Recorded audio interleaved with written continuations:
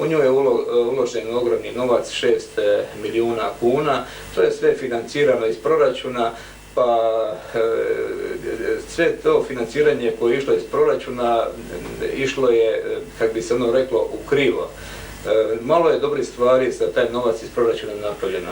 A znamo sami da je bilo i par afera što se tiče proračuna, da za nje nije još nitko odgovarao. Dobro, hvala lijepo. Poštovani gledatelji, naš broj telefona je 244-100. Što vi mislite, gospodine Stojkoviću, o pretvorbi i privatizaciji? Pa, pretvorba i privatizacija je čistilo povluk.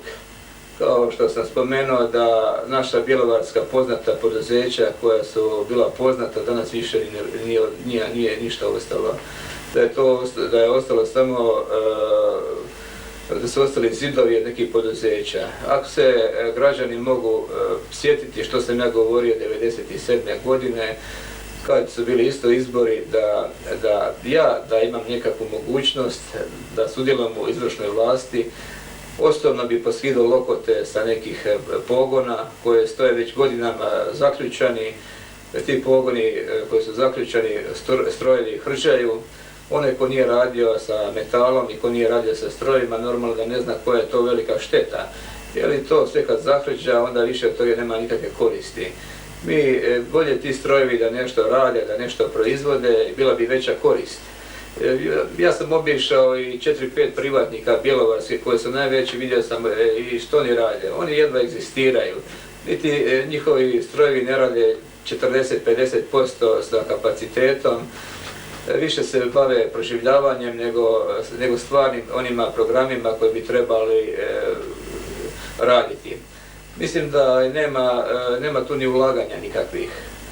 Što se tiče i turizma samoga, mi gledajući da turizam u Bjelovarsko-bilogorskoj županiji ni ne postoji.